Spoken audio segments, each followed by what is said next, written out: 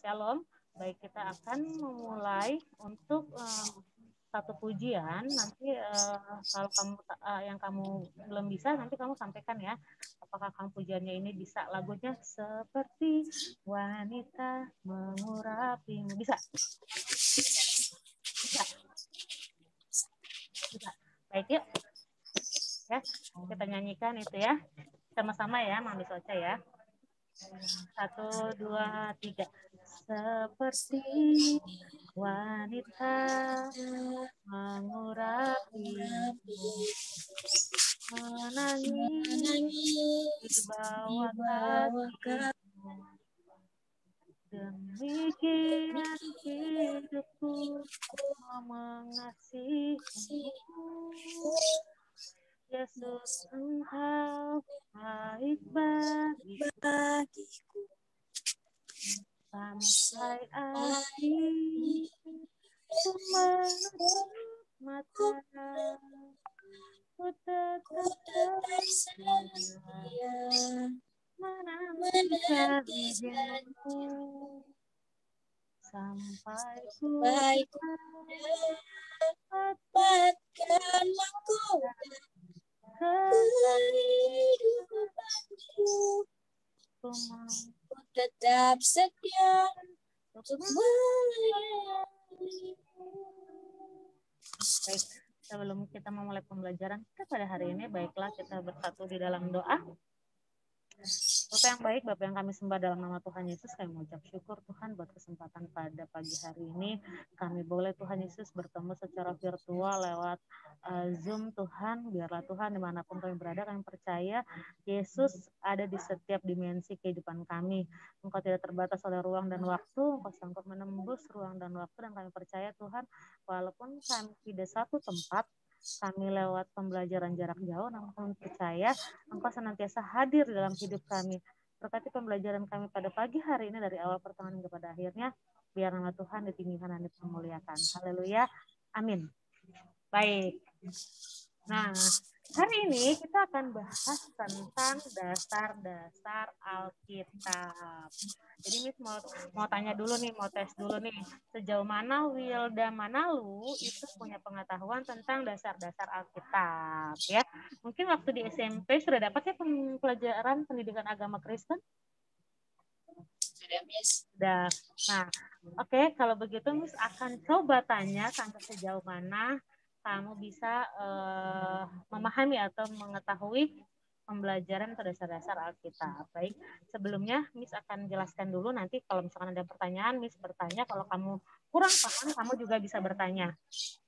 Ya, Alkitab itu sebelum dalam bentuk buku seperti sekarang ya, bentuknya Alkitab, walaupun sekarang zaman digital ya, sudah digital, ada Alkitab di aplikasinya di handphone, ada di tab, di tablet dan sebagainya. Namun tetap pada zaman dahulu sebelum Alkitab itu dicetak dalam bentuk buku seperti sekarang ini, ya, Alkitab itu masih dalam bentuk gulungan kitab, ya. Jadi bisa lihat kan waktu Tuhan Yesus membaca nats di Bait Allah, itu bentuknya tidak bentuk Alkitab seperti sekarang ya. Nah, tetapi bentuknya seperti gulungan kitab. Kalau pernah lihat orang-orang Mongolia, film-filmnya tuh, nah seperti ini, jadi bentuknya gulungan kitab seperti itu ya.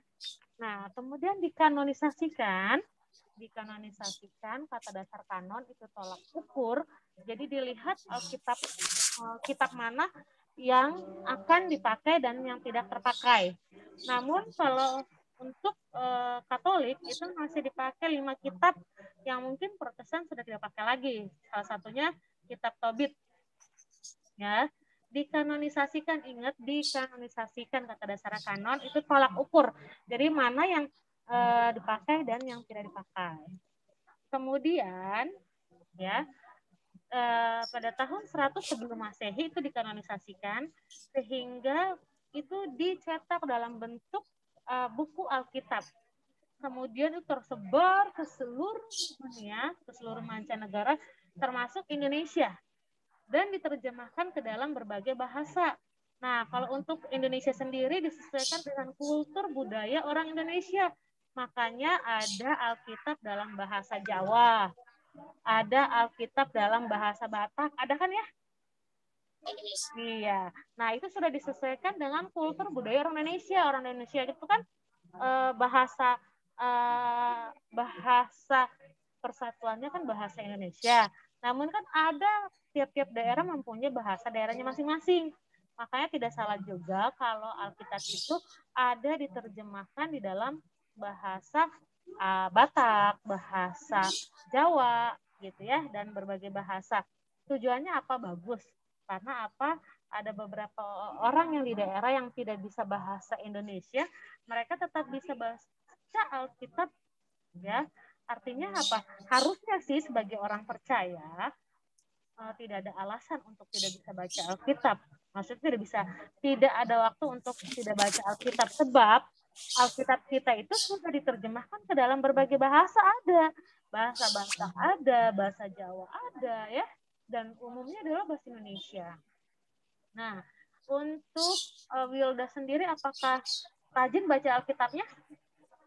Tidak, berarti sekarang harus diterapkan nih, karena sudah masuk tingkat yang lebih lanjut ya, udah tingkat menengah nih, udah masuk SMK, berarti dimulai nih harus rajin baca Alkitab. Karena apa? Ibarat firman Tuhan itu adalah dasar orang percaya ya.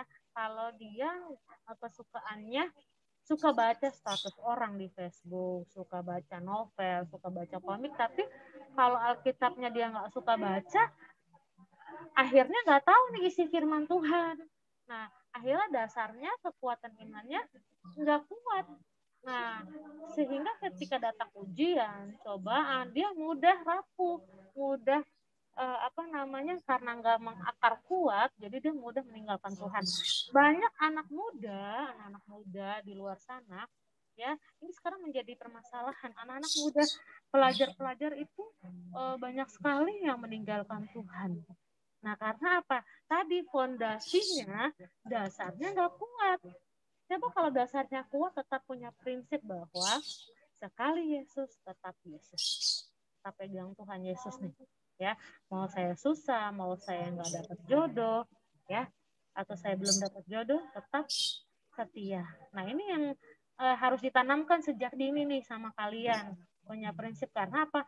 Supaya tahu dulu firman Tuhan. Nah, kebetulan kamu masuk di Budi Utomo, saya sebagai guru pendidikan agama Kristen kalian akan mengajak kalian untuk aktif membaca Alkitab. Ya, karena kita ada doa pagi, kita ada saat teduh gitu ya. Nah, nanti akan dibuat grup progres kelas 10 semua unit ya, kelas 10 dan kelas 7. Tujuannya apa? Di situ kita biasanya ada doa pagi. Nah, yang sudah-sudah itu siswa yang terbaik itu akan kita kasih apresiasi, dan apresiasi kita itu bentuknya kita akan berikan ketika Natal biasanya. Ketika Natal di Budi Utomo kita akan kasih mereka piala atau medali atau piagam, biasanya seperti itu. Nah, oleh sebab itu Miss berharap kamu jadi siswa-siswi Rokris yang terbaik. Di Budi Utomo ini biasanya yang terbaik semua kelas, semua unit itu misalnya anak-anak Rokris. Mereka unggul apa? Mereka pinter. Mereka ranking 1 ya. Nah, itu Miss berharap sama Wilda Manalo ini sangat besar, supaya apa, nanti kamu bisa dapat ranking. Waktu dulu di Medan ranking nggak sekolahnya? Ranking. Nah, saya berharap juga demikian di sini kamu bisa ranking ya, seperti itu. Nah, kita lanjut yang tadi. Jadi diingat bahwa Alkitab itu dikanonisasikan pada tahun 100 sebelum Masehi, kemudian dicetak dalam bentuk buku Alkitab ya, kemudian tersebar ke seluruh dunia, ke mancanegara termasuk Indonesia, dan di Indonesia pun disesuaikan dengan kultur budaya orang Indonesia. Maka tidak aneh ada Alkitab bahasa Batak, ada Alkitab bahasa Jawa, dan seterusnya. Nah, kemudian Alkitab itu terdiri dari Perjanjian Lama dan Perjanjian Baru. Ya, yang penting kamu bisa catat ya. Perjanjian Lama itu berisi 39 kitab. Ya, Perjanjian Lama itu lebih banyak ya, berisi 39 kitab, dan Perjanjian Baru itu berisi 27 kitab. Oke, bisa diambil dulu penanya.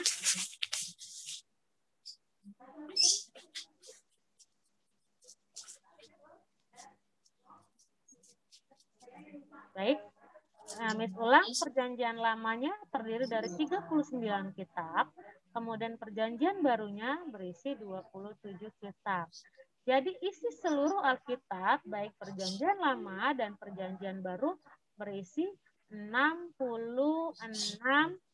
kitab. Ya. 66 kitab. Nah, 66 kitab. Kitab perjanjian baru berisi tadi 27. Apakah kamu bisa mengucapkannya? 27 kitab dalam perjanjian baru?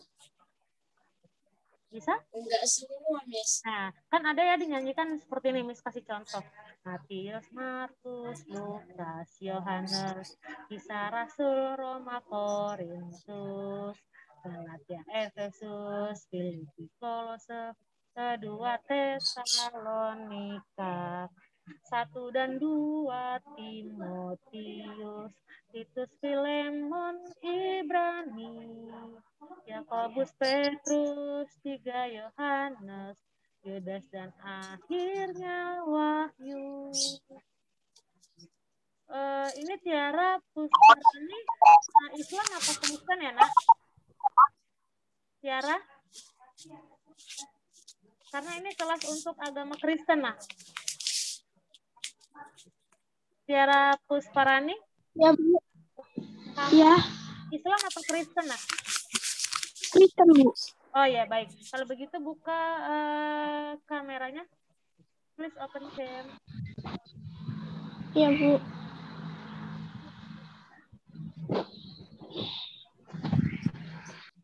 Baik. Dekatkan kameranya karena Miss akan foto untuk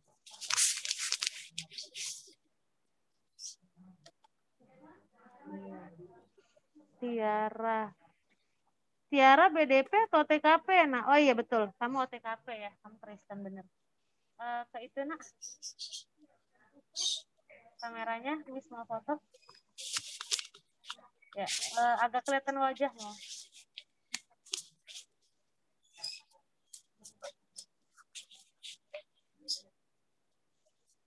Tiara.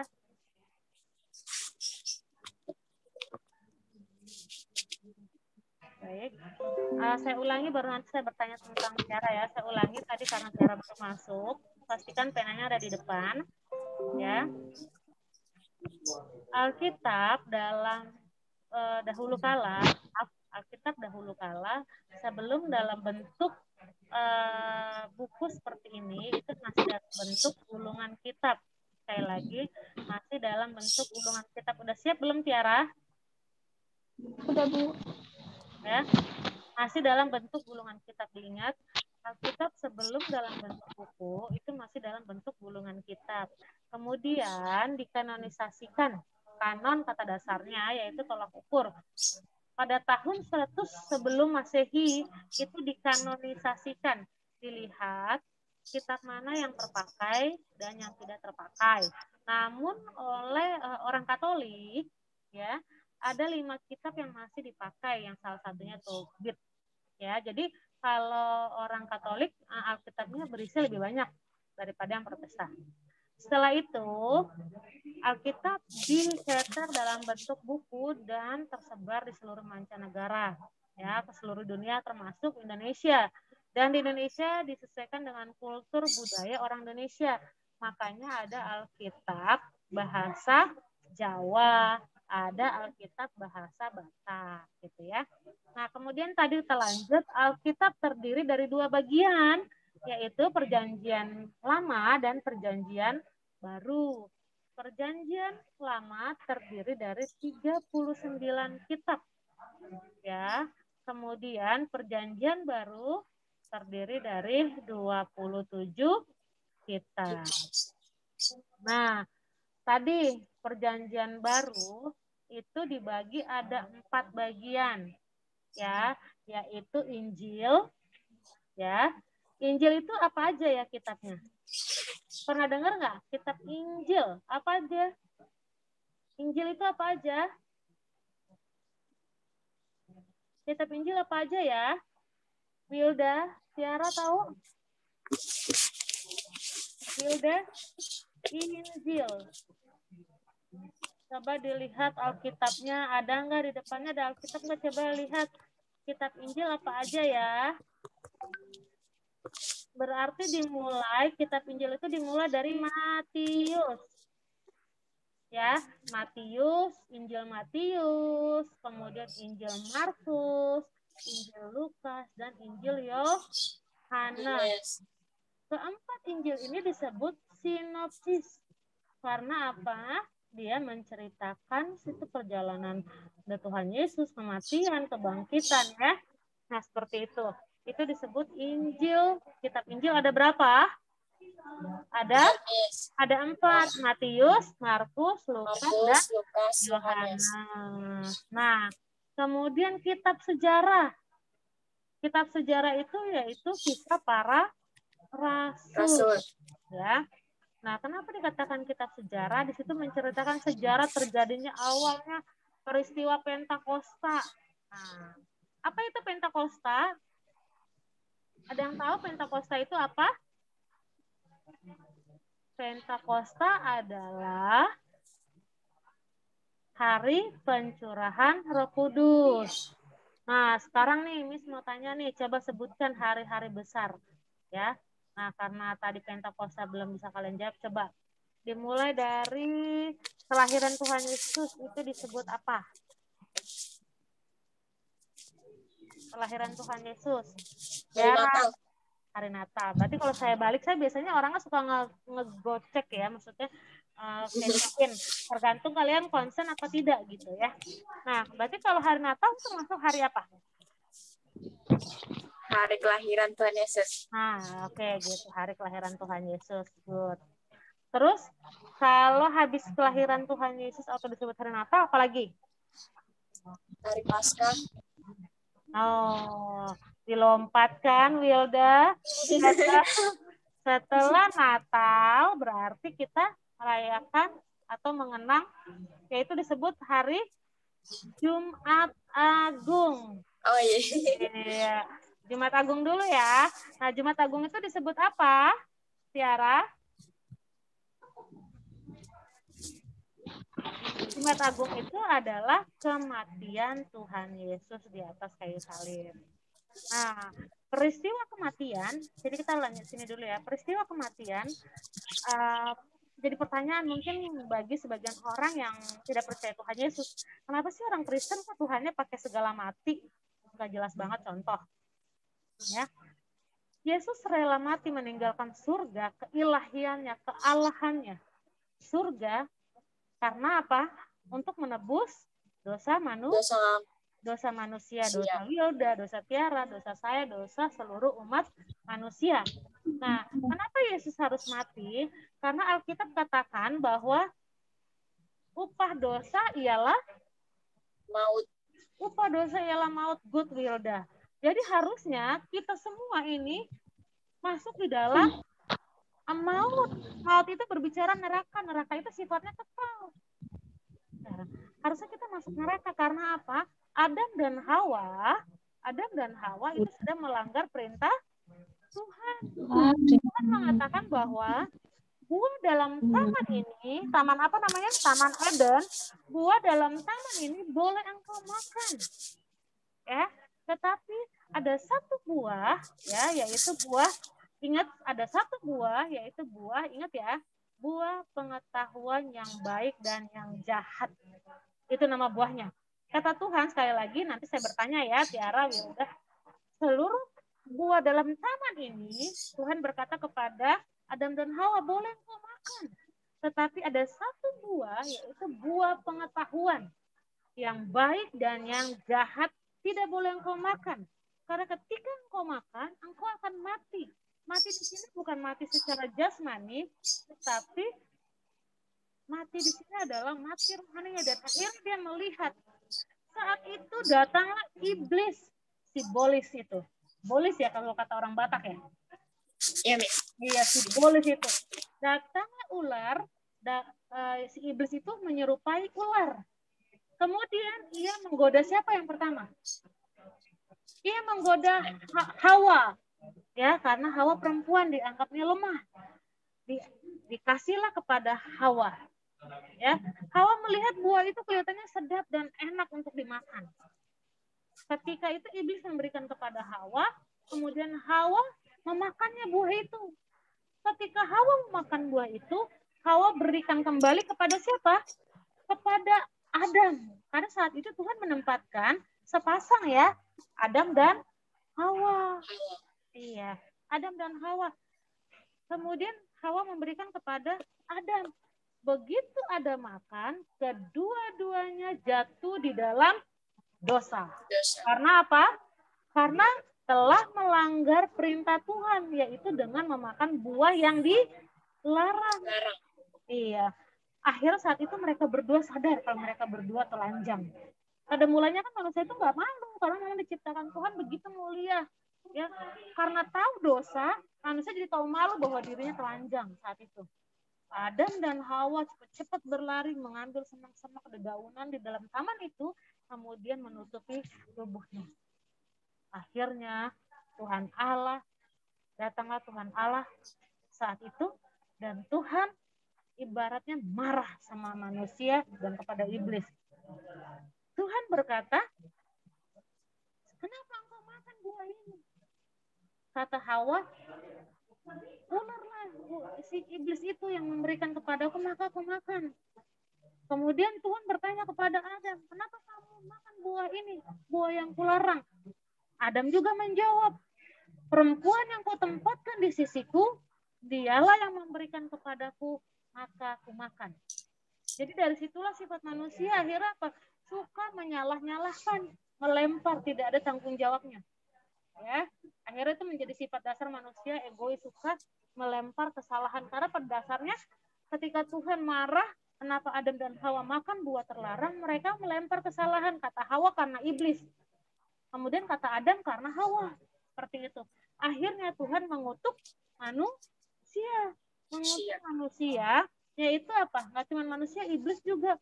Iblis saat itu Tuhan kutuk apa? Dengan perutmu lah, ya, engkau akan menjalar untuk mencari makanan. Berarti bisa kita bayangkan, ya, kalau tidak salah berarti dulu ular itu tuh ada kaki seperti itu, ya. Karena ketika kutukan itu terjadi, Tuhan Allah berkata apa? Dengan perutmu lah engkau akan menjalar mencari makananmu. Itu kutukan bagi siapa? Bagi si ular itu, si iblis, ya. Nah, kemudian kutukan kepada Hawa.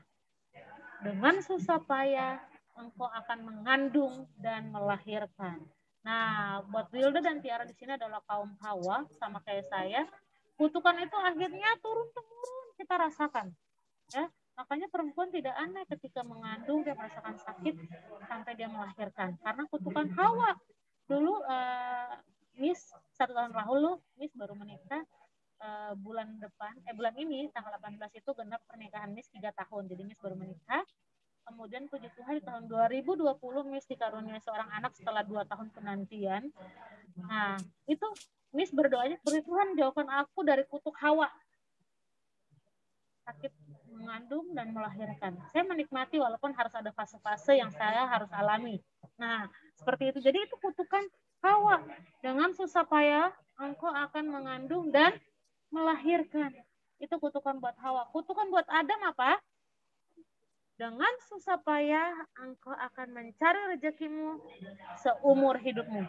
Makanya laki-laki itu kerja keras, banting tulang, susah mencari rezeki. Nah, memang itu kutukannya Adam. Ya, diingat ya. Tadi peristiwa-peristiwa kita tadi mulai dari Natal, kelahiran Tuhan Yesus, kita lanjut. Yang kedua tadi apa? Jumat Agung, kematian Tuhan Yesus. Diingat ya, jangan salah-salah. Ini karena orang Kristen kadang-kadang yang ada tingkat SMA, SMK pun masih salah, nggak tahu. Setelah Jumat Agung apa? Paskah. Paskah disebut dengan hari kebangkitan. Ingat, Alkitab mengatakan anak manusia harus mati. Ya, kemudian 3 hari kemudian ia akan bangkit. Berarti kalau mati itu pasti hari Jumat kematian Tuhan. Mau tanggal berapa, itu kan hanya mengenang. Mau tanggal berapa, ya, nah tetap Jumat. Jadi Jumat, Sabtu, Minggu. 3 hari ini disebut dengan Trihari Suci. Apa? Trihari suci. Trihari Suci dimulai dari Jumat Agung, ya, kemudian atau Jumat Kudus, Sabtu Suci atau Sabtu Kudus, Minggu Paskah. Nah, ada beberapa orang di luar sana biasanya ini sekali 3 hari ini biasanya mereka mengambil doa puasa saat peristiwa mau menjelang Paskah. Trihari Suci ini Jumat Agung, Sabtu Suci, Minggu Paskah.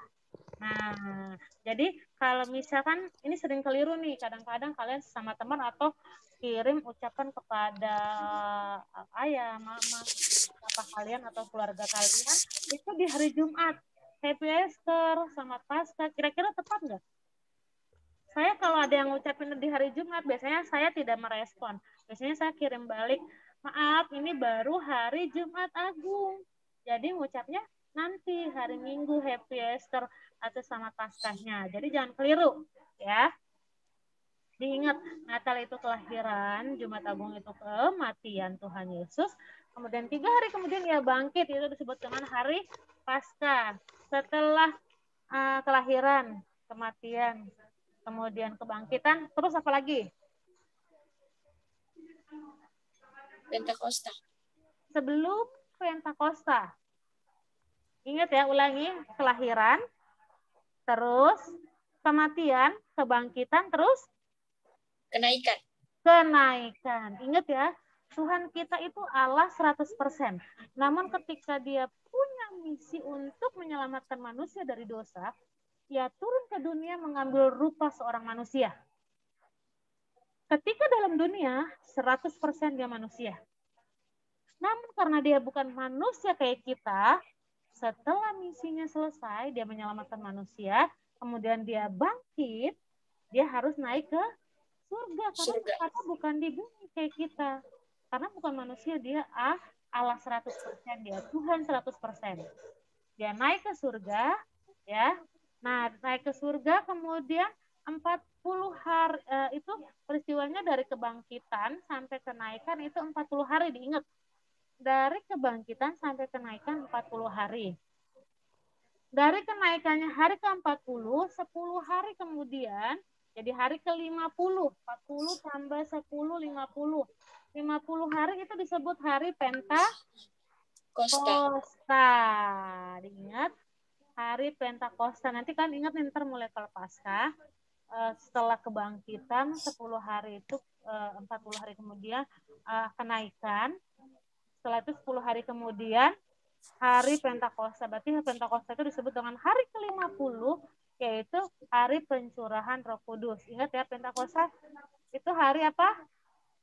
Pencurahan Roh Kudus. Ya, ingat ya, Pentakosta itu disebut hari Ayo Tiara aktif ya, Miss maunya kalau Miss bertanya jawab aja, Miss tidak memvonis jawaban itu salah. Tapi dicoba dulu ya. Benar atau salah itu soal belakangan, yang penting berani untuk menjawab. Oke Tiara? Tiara kalau nggak dibuka kameranya saya tidak mau absen, selalu dibuka. Oke? Ya. Saya ulangi, ntar habis ini saya tanya ya. Hari Pentakosta itu disebut hari pencurahan Roh Kudus. Nah, berbicara Roh Kudus, sekarang saya mau tanya, Roh Kudus itu siapa sih? Malaikat. Malaikat? Roh Kudus itu siapa ya? Ada yang bisa jawab? Roh Kudus itu siapa? Tiara, Wilda. Roh Kudus itu?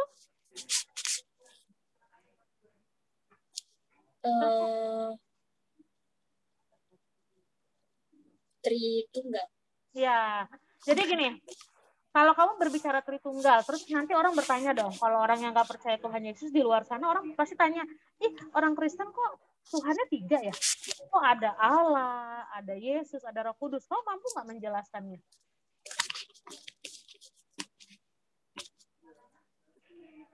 Nah, jadi kalau bertanya siapa itu Roh Kudus, ya Allah sendiri. Ingat ya, kita berbicara dengan Tritunggal atau Tritunggal, 3 dalam 1. Jadi ada 3 peranan. Itu bukan 3 Allah ya. Jadi kalau ada bilang, orang Kristen kok Tuhannya 3? Enggak, Tuhan itu esa, 1 ya. Namun karena disebut Tritunggal, Tritunggal Allah berarti ada 3 peranan di dalam satu Allah esa itu. Ya, Tritunggal, Allah Bapa, Allah Anak, dan Allah Roh Kudus. Allah Bapa, Allah. Ya. Kita buka Kejadian 1. Kejadian 1 ayat 1. Tiara baca coba Kejadian 1 ayat 1. Pada mulanya Allah menciptakan langit dan bumi. Oke, good, sampai situ dulu. Pada mulanya Allah menciptakan langit dan bumi. Garis bawahi kata Allah menciptakan. Berarti tugasnya di situ peranan Allah sebagai apa? Pencipta. Iya. Nah, kemudian tadi kita sudah terangkan yang kedua, Yesus. Kalau ada pertanyaan nih di luar sana, kenapa sih orang Kristen itu Allahnya 3? Ya, bukan 3 Allah kita, Tritunggal. Ada 1 di dalam 3 peranan. Yang pertama tadi Allah punya peranan sebagai pencipta. Kedua tadi Yesus, ini sudah jelaskan, Yesus sebagai tadi tugasnya menyelamatkan. Berarti tugas Yesus punya peranan sebagai juru selamat. Dengar baik, agama di dunia ini banyak. Tapi pastikan hanya ada 1 juru selamat. Ya, pastikan hanya ada 1 juru selamatnya, yaitu Yesus Kristus. Jadi Yesus itu punya peranan sebagai apa? Juru selamat. Karena apa? Awal mulanya manusia sudah jatuh dalam dosa. Hubungan Allah dengan manusia saat itu, karena upah dosa ialah maut, saat itu hubungan Allah dengan manusia terputus. Ya, terputus. Ya. Nah, tetapi oleh kehadiran Tuhan Yesus itu menjadi jembatan. Ingat ya, tadinya Tiara bisa lihat sini, tadinya hubungan manusia dengan Allah itu baik adanya. Ya, manusia ditempatkan di Taman Eden, namun saat itu datanglah iblis menyerupai ular, kemudian menggodanya keduanya, sehingga keduanya jatuh dalam dosa karena memakan buah terlarang. Akhirnya hubungan manusia dan Allah itu terputus. Karena upah dosa ialah maut. Tengahnya ini adalah maut, yaitu berbicara neraka. Nah, tadi dikatakan yang pertama tadi peranan Allah sebagai pencipta. Namun Yesus datang sebagai juru selamat yang menjembatani hubungan manusia dengan Allah yang terputus lewat atas kayu salib. Kalau begini kan terputus. Manusia akhirnya masuk ke dalam nih, yang di sini nih neraka. Ibarat sebuah jalan ini terbelah, ya ini pasti kan jurang maut, ya. Nah, ibaratnya tadi manusia hubungannya baik, kemudian karena dosa terputus. Di sini harusnya kita semua masuk di dalam dosa. Saya, Wilda, Tiara, dan semua seluruh isi dunia. Tapi lewat kematian Tuhan Yesus, akhirnya menjembatani hubungan itu yang terputus lewat kematiannya di atas kayu salib. Sampai sini paham? Yes. Makanya Alkitab mengatakan dia yang tidak berdosa, Yesus itu nggak berdosa karena dia 100% Allah. Dibuatnya berdosa ganti kita. Supaya di dalam dia kita dibenarkan oleh Allah. Karena kita dia menderita. Karena kita dia disalibkan. Agar dunia yang hilang diselamatkan dari hukuman kekal. Sampai sini paham kenapa Yesus harus mati? Paham. Oke, yang ketiga, jadi ingat ya Tuhan kita ada satu esa, tapi ada 3 peranan. Tadi satu, Allah sebagai pencipta, Yesus sebagai juru selamat, dan yang ketiga tadi kita sudah katakan hari Pentakosta, hari penjarahan Roh Kudus, dan yang ketiga adalah Roh Kudus. Roh Kudus punya peranan. Oke, selamat bergabung. Ini Raffi Kristen apa Muslim ya Raffi? Ada Reval yang Kristen di sini. Ya, oke, kita lanjut. Roh Kudus itu punya peranan yang satu sebagai penghibur. Pernah kalian galau? Biasanya kalau anak sekolah itu punya istilah gabut. Ya, sekarang Miss mau bilang nih buat kalian anak-anak Tuhan, kita harus hilangkan kata gabut ya, karena buat orang percaya nggak boleh gabut. Jadi Miss suka pantau nih snap WA-nya. Kalau kalian ada status lagi gabut nih, nah berarti nggak ada Roh Kudus nih. Karena tugas Roh Kudus, peranan Roh Kudus bagi orang percaya yang pertama yaitu sebagai apa? Penghibur. Pernah nggak ngerasain lagi bete, kayaknya lagi nggak semangat, terus tiba-tiba kalian suka cita banget. Nah, itu Roh Kudus sedang berperan di dalam hidup kalian. Karena tugasnya Roh Kudus sebagai penghibur. Yang kedua, penolong. Peranan Roh Kudus dalam hidup orang percaya sebagai penolong. Ya, pernah nggak kalian ngerasain susah, kalian di sini nih tugas di dalam Rockers ini kalian boleh kesaksian tentang hidup kalian, karena sesuatu yang efektif sebagai kalian nggak harus menginjil kemana-mana, tapi kalau kesaksian hidup kamu itu yang paling nyata kalian nyatakan, itu orang bisa diberkati. Ada kesaksian anak Rockers sebelum masa pandemi ini, saya tidak tahu saat itu apa yang sedang ia alami saat itu, ya. Namun ketika saya sampaikan firman Tuhan tentang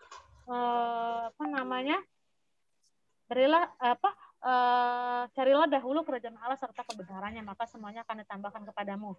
Saat itu rupanya saya tidak menyebutkan nama, ini hanya menjadi berkat ya, menjadi berkat bagi kita semua. Saat itu ternyata dia sedang di rumahnya sedang tidak ada makanan, mamahnya tidak ada bahan yang bisa dimasak, mereka mungkin juga belum ada uang untuk bisa membeli masakan. Saya nggak tahu kalau dia sedang lapar, ya, adiknya juga sedang lapar, saya nggak tahu, ya.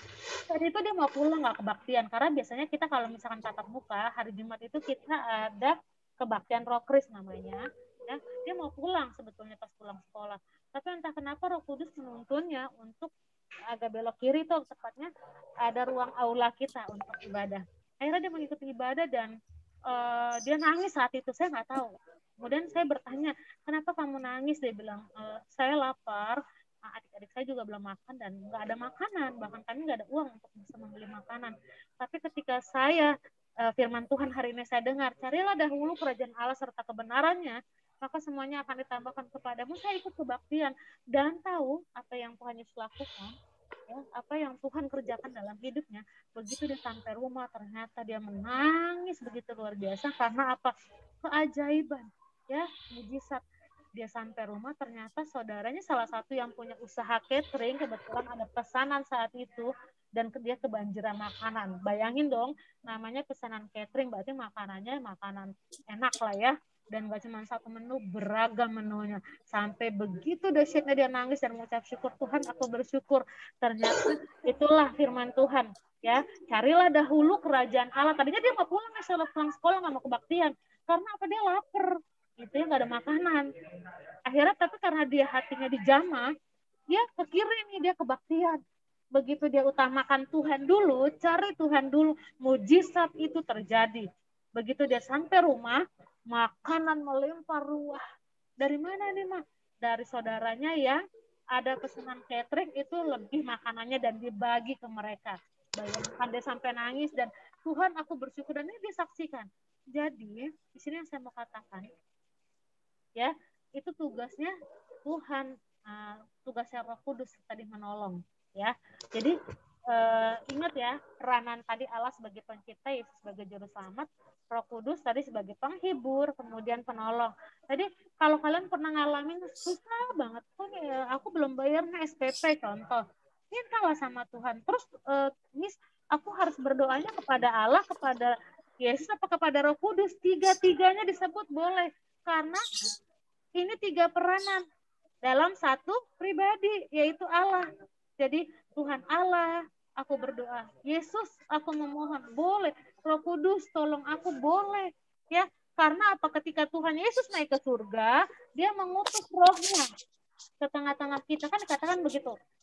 Ketika Yesus naik ke surga, pernah lihat film Tuhan Yesus nggak? Pernah nonton nggak sampai ending, sampai akhir? Pernah? Pernah nonton nggak? Nah, pernah nggak? Pernah nonton nggak? Jawab dulu deh. Pernah nonton nggak Tiara Wilda? Miss. Pernah nonton film Tuhan Yesus nggak? Pernah, Miss. Pernah ya. Nah, di endingnya ketika Tuhan Yesus naik ke surga, dia katakan apa? Aku naik ke surga, namun aku mengutus Rohku di tengah-tengah kamu. Dia akan menyertai kita sampai kesudahan zaman. Kan begitu ya, ucapan Tuhan Yesus sebelum naik ke surga. Nah, makanya Roh Kudus itu, walaupun Tuhan Yesus sudah naik ke surga, rohnya itu yang diutus ke dalam dunia untuk senantiasa tadi menolong kita, menghibur kita. Itu peranan Roh Kudus tadi sebagai penghibur, yang kedua sebagai penolong, yang ketiga peranan Roh Kudus sebagai menginsafkan manusia akan dosa. Pernah kan manusia melakukan kejahatan atau dosa, terus tiba-tiba dia gini, aku udah sadar nih, aku udah bertobat, aku udah insaf. Jadi itu peranan siapa? Roh Kudus. Kalau dia mau buka hati, Roh Kudus akan masuk, dan Roh Kudus yang berperan, artinya menyadarkan orang itu biasanya, ya, akhirnya dia menyadari kesalahannya, dosanya, dan dia bertobat, ya, gitu. Sampai di sini ada pertanyaan? Tidak, paham tidak? Nah, kemudian kalau ada pertanyaan, orang Kristen Tuhannya 3 dong berarti. Ada Allah, ya, ada Yesus, ada Roh Kudus. Tritunggal ini. Saya kasih jawaban mudah supaya kalau ada pertanyaan di luar sana kalian bisa menjawabnya. Tuhannya orang Kristen itu ada satu, esa. Ya. Namun ada 3 peranan. Tadi Allah sebagai pencipta, Yesus sebagai juru selamat, Roh Kudus sebagai penghibur, penolong, menginsafkan manusia akan dosa. Contoh, kalau Miss bilang gini, ini contoh supaya kalian bisa ada gambaran yang dimaksud dengan Tritunggal. Contoh kalau Miss bilang, Pak Presiden Joko Widodo atau Pak Jokowi itu adalah seorang presiden, benar atau tidak? Benar. Benar. Kalau saya bilang Pak Presiden, Pak Joko Widodo, tadi kan pertanyaan saya, apakah benar Pak Joko Widodo, Pak Jokowi itu sebagai presiden? Benar. Kalau kedua saya berkata, apakah Pak Jokowi itu adalah seorang suami? Benar atau tidak? Benar, Miss. Benar. Benar. Pertanyaan saya, apakah Pak Jokowi itu seorang ayah? Benar, Miss. Benar. Apakah Pak Jokowi ada 3? 1, Miss. 1. Sama dengan Allah kita seperti itu. Ya, 1 esa Tuhan kita, namun ada 3 peranan. Sampai di sini paham? Oh, Miss. Ya, jadi nggak usah bingung lagi tentang Tritunggal ya. Iya, Miss. Ya, jadi udah paham tentang Tritunggal supaya tidak kalian pusing. Kok Tuhanku ada 3 ya? Nah, kalian sendiri ditanya sama mereka di luar sana, kalian sendiri yang Kristen nggak bisa jawab. Akhirnya kalian tidak bisa memenangkan banyak jiwa di luar sana, ya, supaya orang mengenal siapa Kristus itu, ya. Baik, ya. Kemudian kalau ada pertanyaan, ini kita masih ada waktu ya. Kalau ada pertanyaan, kok orang Kristen Tuhannya dilahirkan? Tadi kan kita berbicara tentang Natal tuh, ya. Kok orang Kristen Tuhannya dilahirkan berarti bisa buat Tuhan dong? Tidak. Saat itu Maria yang dilihat dikatakan 100% itu virgin, ya. Nah, makanya saat itu Maria lah yang dipilih Tuhan untuk dipinjam merajamkan rahimnya. Kemudian proses kehamilannya Maria itu tidak dilakukan secara hubungan biologis. Ya, jadi bukan laki-laki dan perempuan. Saat itu pasangannya Maria itu tunangannya siapa? Tunangannya Maria saat itu siapa?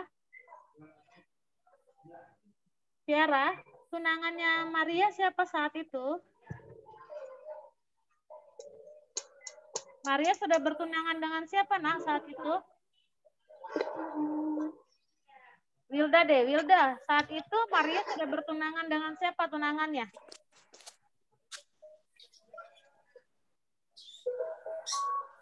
Dengan siapa, Nak? Dengan Yusuf. Diingat ya. Aduh, SMP-nya waktu SMP-nya siapa ya guru agamanya ya? Saat itu Maria sudah bertunangan dengan Yusuf. Ya, tapi saat itu enggak, Maria sama Yusuf enggak seperti anak zaman sekarang, pegang-pegangan, ya. Nah, makanya dikatakan Alkitab saat itu Maria kondisinya 100% virgin. Nah, dipinjamlah rahimnya Maria. Jadi proses kelahiran Tuhan Yesus tidak melalui proses hubungan biologis antara laki-laki dan perempuan, paham? Jadi itu benih ilahi.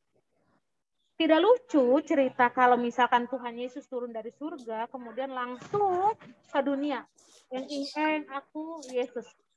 Sejarah akan konyol tentang kekristenan. Tuhannya orang Kristen konyol gitu kan. Nah, oleh sebab itu dia mengambil rupa seorang manusia. Nggak bisa ngambil rupa seorang manusia kalau tidak melalui proses kelahiran. Oleh sebab itu, makanya Yesus mengambil rupa seorang manusia, benih ilahi itu dihadirkanlah di rahimnya Maria. Kemudian Maria mengandung. Saat Maria mengandung, ini bisa di-mute dulu. Kalau Miss bertanya baru bisa dibuka, di-mute dulu. Ya. Ketika Maria mengandung, saat itu Yusuf ketakutan. Yusuf begitu ketakutan, diam-diam dia mau menceraikan Maria. Karena hukumannya kalau buat orang Yahudi, seorang wanita itu mengandung di luar nikah atau pernikahan, hukumnya dirajam pakai batu. Ya. Makanya Yusuf begitu ketakutan, namun Tuhan Allah saat itu, malaikat Tuhan hadir. Jangan takut, dia berkata kepada Yusuf, bahwa sesungguhnya Maria akan mengandung dan melahirkan, dan engkau akan memberi nama dia Immanuel. Ya, yang artinya Allah beserta kita. Disitulah tadinya Yusuf ketakutan. Pas tahu Maria hamil, Yusuf ketakutan. Bisa di ini dulu suaranya, Wilda? Oke. Saat itu ketika Maria mengandung, Yusuf ketakutan. Diam-diam dia mau menceraikan Maria. Ya, karena hukuman buat orang Yahudi, jikalau seseorang wanita itu ketahuan hamil di luar nikah, hukumnya dirajam pakai batu. Ya, dilempari pakai batu karena dianggap zinah, najis gitu ya. Makanya akhirnya malaikat Tuhan hadir ke dalam Yusuf. Jangan takut sebab yang dikandung oleh Maria adalah anak Allah, ya. Dan engkau akan memberikan namanya yaitu Immanuel, Allah beserta kita. Dari situlah Yusuf nggak takut, ya. Nah, makanya kenapa Yesus harus lahir? Sekali lagi, kalau ada pertanyaan di luar sana, kenapa orang Kristen Tuhannya harus dilahirkan, ya? Nah, itu karena Yesus mengambil rupa seorang manusia dan harus melalui proses kelahiran. Proses kelahiran tersebut, ya, Maria mengandung itu tidak melalui proses hubungan secara biologis. Bukan suami istri melakukan hubungan biologis, kemudian mengandunglah Maria dan lahirkan Yesus. Kalau begitu semua orang bisa bikin Tuhan dong, ya. Nah, tidak. Jadi harus dinyatakan pernyataan itu supaya di luar sana orang bisa paham dan jelas dan akhirnya orang bisa percaya kepada Tuhan. Ya. Sampai di sini paham? Sampai di sini paham, Nak? Paham ya? Kalau begitu saya mau bertanya dulu supaya saya yakin kalau kalian memang paham.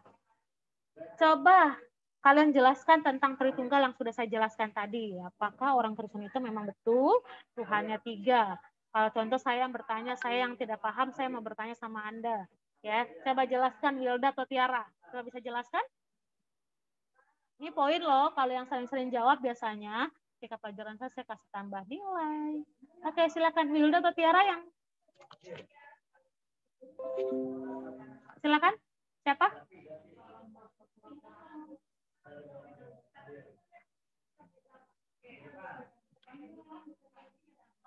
Bisa jelaskan? Wilda boleh, oke, silakan.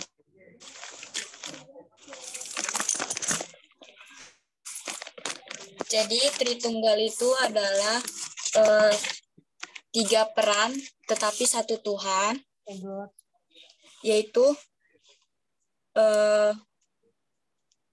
Tuhan sebagai Allah sebagai pencipta, Yesus sebagai juru selamat dan Roh Kudus.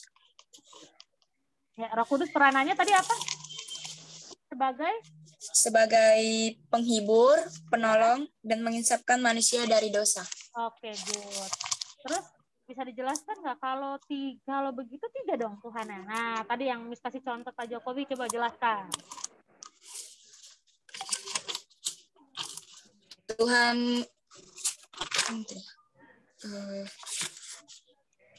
Tuhan itu satu, namun dia memiliki 3 peran, sama seperti Pak Jokowi yang dia sebagai presiden, dia juga sebagai seorang suami, dan dia juga sebagai seorang ayah. Oke, good. Luar biasa, Wilda. Tiara semangat ya.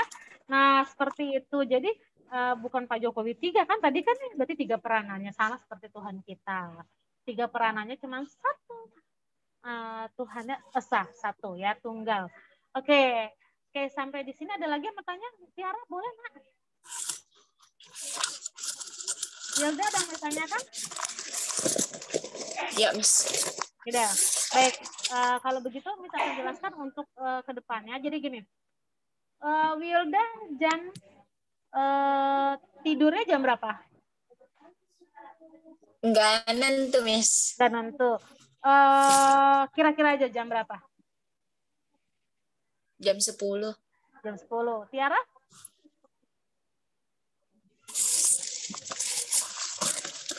Tiara? Jam 10, jam 11. Jam 10, jam 11. Baik. Sekarang sebagai orang percaya kita harus punya kehidupan doa. D-O-A. Daerah otoritas Allah. DOA, didengar oleh Allah. Nah, kalau mau doanya didengar oleh Allah, kita harus punya jam doa. Sebab doa adalah nafas hidup orang percaya. Kenapa sih doa itu dikatakan nafas hidup orang percaya? Berarti kalau kita nggak doa, kita mati dong, Miss. Ya, jasmaninya hidup, tapi rohaninya mati. Kalau rohaninya mati, berarti rohaninya akan kerdil. Ya, kalau kerdil berarti dia nggak bisa bertumbuh. Waktu sekolah minggu kan ada nyanyi ya, baca kitab suci, doa tiap hari kalau mau tumbuh. Kalau mau tumbuh. Sama seperti sebuah pohon, kalau tidak pernah diberi pupuk, tidak pernah disiram, maka pohon itu kelama-kelamaan akan mati. Lama-kelamaan daunnya akan kering dan dia akan gugur. Sama seperti kekristenan kita. Makanya dikatakan doa adalah nafas hidup orang percaya, dicatat. Doa adalah nafas hidup orang percaya. Tadi Miss sudah bilang, dikatakan doa adalah nafas hidup orang percaya, bukan berarti kalau nggak doa kita mati. Tetapi mati di sini adalah mati rohaninya, walaupun jasmaninya secara kasat mata jasmaninya hidup, tapi rohaninya yang mati. Karena apa? Tadi nggak bertumbuh, sama seperti pohon, dia kerdil. Lama-lama dia akan gugur, dia akan kering dan dia akan mati. Nah, ini yang jangan sampai terjadi kepada anak-anak Tuhan. Akhirnya imannya ya kering, kemudian gugur. Gugur di sini artinya apa? Meninggalkan Tuhan. Ya, karena nggak kuat meninggalkan Tuhan. Karena apa? Karena laki-laki meninggalkan Tuhan. Karena nggak punya uang meninggalkan Tuhan. Banyak orang di luar sana, ya. Nanti kan kalau sudah bekerja nih, diingat baik ya. Banyak yang di luar sana karena jabatan tinggalin Tuhan. Karena pekerjaan tinggalin Tuhan, karena uang tinggalin Tuhan, karena pacar tinggalin Tuhan. Nah, karena apa tadi? Nggak kuat. Coba kalau kuat, mau apapun badai, angin yang menghantam, dia tetap kuat, dia tetap kokoh, ya. Karena apa? Fondasinya, dasarnya kuat, ya, seperti itu. Nah, kita lanjut. Jadi doa adalah nafas hidup orang percaya. Jadi Miss mau Wilda sama Tiara punya jam doa. Tadi kan Miss sudah nanya nih, Wilda apa namanya tidak atau jarang ya baca Alkitab. Berarti mulai ntar malam Wilda sama Tiara ya nanti tolong cantumkan habis ini Miss mau tanya nomor WA-nya ya. Nah, Wilda sama Tiara itu punya kalau tidur jam 10 atau jam 11 berarti di bawah jam 11 atau di bawah jam 10 itu harus berdoa. Nah, doanya kayak gimana sih? Tuhan, aku mau tidur. Amin. Tidak seperti itu. Itu doa tidak 1 menit ya. Tetapi ambil khusus ya waktu di bawah jam tadi sebelum kalian tidur. Pastikan kalian sudah belajar. Pastikan kalian tidak ngapa-ngapain, nggak main game dan sebagainya. Kalian khususkan masuk ke kamar, kemudian kalian berdoa. Ya, doa di sini kan dari denominasi gereja yang berbeda nih. Tapi maksudnya doa di sini adalah kalian tuh doanya nggak cuma 5 menit, tapi baca Alkitab, nyanyi pujian, ya, kemudian doa syafaat, ya. Orang Kristen itu doanya nggak boleh egois ya, nggak boleh buat diri sendiri atau keluarga doang, tapi berdoa bagi sekolah, berdoa bagi kota Depok, berdoa bagi bangsa dan negara. Karena dalam kitab Yeremia sana 17, dalam kitab Yeremia 19 ayat 7, sana dikatakan berdoalah 29 ayat 7, berdoalah bagi coba dibuka dulu kitab Yeremia 29 ayat 7. Yeremia 29 ayat 7.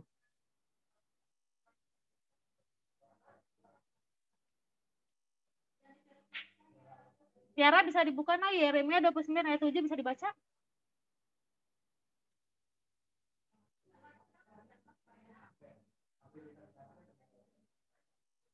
Yeremia 29 ayat 7.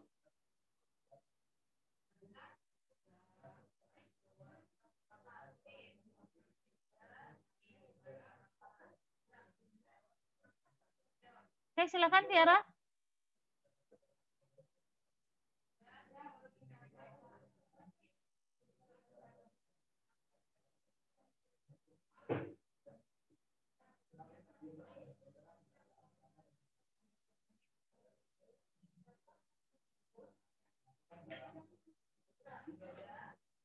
Silakan Tiara. Wilda baca dulu Yeremia 29 ayat 7.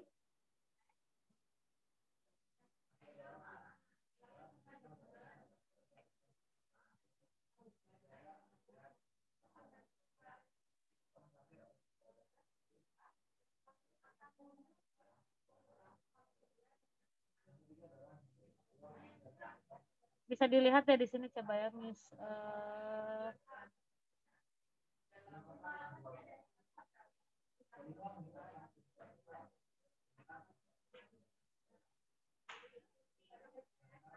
Sudah? Tiara sudah?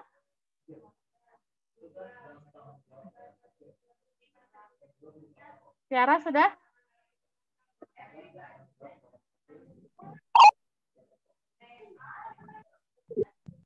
Coba dibacakan Tiara.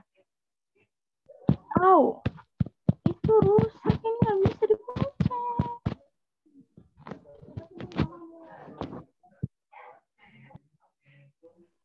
Nah, silakan Tiara. Usahakanlah kesejahteraan kota kemana kamu aku buang, dan berdoalah untuk kota itu kepada Tuhan. Sebab kesejahteraannya adalah kesejahteraanmu. Oke, good. Usahakanlah kesejahteraan kota di mana kamu aku buang. Ya, dan berdoalah bagi kota itu. Sebab kesejahteraannya ialah kesejahteraan kamu. Jadi wajib nggak kita sebagai orang percaya berdoa buat kota Depok? Wajib. Makanya di doa syafaat itu harus Tuhan aku berdoa bagi kota Depok. berapa kelurahan, berapa kecamatan dalam kota ini, biar berkat Allah tercurah bagi kota kami yang di mana kami tinggal. Tuhan berkati tanahnya, Tuhan berkati airnya. Nah, karena kesejahteraan kota, kesejahteraan kita. Jadi mulai nanti malam kalian sudah ambil doa ya. Di bawah jam 10 kemudian kirim di WhatsApp Miss Ocha. Aku baca kitab apa, dimulai dari kitab Matius deh. Supaya kalian nggak terlalu boring dari perjanjian lama. Mulai dari perjanjian baru deh, dari Matius. Contoh kalian baca satu pasal. Ya. Misalkan Matius 1 itu pasal itu ada 28 ayat. Kalian baca ayat 1 sampai ayat ke-28, nanti tulis ayat emasnya kalian ada di ayat mana. Contoh di ayat 18 kalian tulis. Saya jam doa jam 8 Miss, jam 8 malam. Saya baca Matius 1, ayat 1 sampai dengan 28. Kemudian ayat emas saya di ayat 12. Seperti itu. Sudah jelas? Jelas, Miss. Oke, jelas. Tadi yang Miss belum data, si Tiara ya. Miss catat dulu sebelum kita tutup dalam doa. Tiara OTKP juga ya? Iya, Tiara OTKP. Tiara Pusparani ya namanya ya? Tiara Pusparani. Kamu asal gereja di mana, Nak? Gereja Pauk Olkomene. Oh iya. Yang di Jalan Merapi ya? Iya. Iya. Kamu di Pauk ya. Di sana kan ada beberapa tuh alumni Budi Utomo ya. Pauk, Oke. Asal SMP-nya mana, Tiara? SMP Triguna Depok. Oh iya. Kamu dari Triguna Depok. Oke. Baik. Pertemuan kita sampai hari ini sampai di sini saja. Ada yang tadi sudah kalian tanyakan, kalau belum jelas nanti kalian bisa tanyakan saya via WhatsApp. Nanti kita akan jelaskan ketika pertemuan kita secara virtual. Pastikan nanti kalian doa sebelum jam tidur kalian dan kirim ke saya ke WhatsApp. Saya akan pantau terus setiap harinya dan begitu setiap minggunya. Berarti nanti kan kalian ketemu saya setiap hari Senin. Minggunya sudah ditandatangani buku itu oleh orang tua kalian, dan ketika pertemuan kita di hari Senin kalian boleh tunjukkan itu kepada saya. Itu sebagai tambahan kalian karena kita adalah orang Kristen itu memerlukan doa dalam nafas hidup orang percaya. Baik, kalau sudah tidak ada yang ditanyakan, sudah cukup jelas, kita akan akhiri dan kita akan tutup di dalam doa. Baik, kita tutup di dalam doa. Yolda bisa dinyalakan kameranya dan kita akan berdoa. Baik, lipat tangannya, tutup matanya dan kita akan bersatu dalam doa. Bapak yang baik, Bapak yang kami sembah dalam nama Tuhan Yesus, kami bersyukur Tuhan buat pertemuan pada hari ini, untuk Tiara dan Wilda, buat teman-teman yang lain Tuhan Yesus, anak kelas 10 semuanya, mari Tuhan Yesus gerakan hati mereka untuk Tuhan Engkau jamah, sehingga boleh belajar di pertemuan yang akan datang. Berkati Wilda, berkati Tiara, jadikan mereka bintang kelas Tuhan, jadikan mereka juara kelas, jadikan mereka orang-orang yang Tuhan pakai luar biasa secara hebat dalam kelas mereka, dalam sekolah ini Tuhan, Yayasan Pendidikan Budi Utomo Depok. Terima kasih Tuhan Yesus buat pertemuan kami pada hari ini. Biarlah Tuhan apa yang sudah hamba-Mu jelaskan boleh mereka mengerti dan mereka boleh paham. Kurang lebihnya Tuhan hamba mohon maaf. Biarlah Tuhan Engkau yang Allah Roh Kudus, hamba sudah akhiri namun Roh Kudus yang dapat menjelaskan lebih dalam bagi setiap kami. Terima kasih Tuhan Yesus, terpujilah nama-Mu kekal selama-lamanya. Haleluya. Amin. Sampai di sini pertemuan kita pada pagi hari ini. Sampai ketemu hari Senin depan. Jangan lupa tetap pakai seragam, jangan terlambat. Pastikan depan kalian itu ada Alkitab, ada buku, dan ada pulpen. Pastikan nanti malam sebelum kalian tidur, kalian sudah melakukan doa malam. Baik, sampai di sini pertemuan kita. Tuhan Yesus memberkati. Shalom. Shalom, Miss.